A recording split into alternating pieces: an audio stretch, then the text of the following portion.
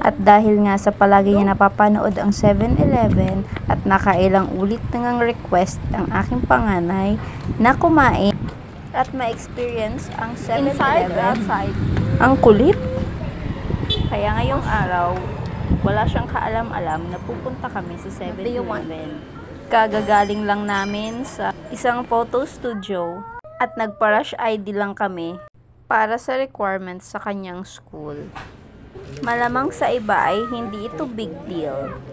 Para sa amin na walang masyadong time na lumabas at hindi gaanong malaki ang budget. Kasama ito sa parang reward system sa kanila na kapag may ginawa silang something good, ay meron silang rewards. Pero simple rewards lang.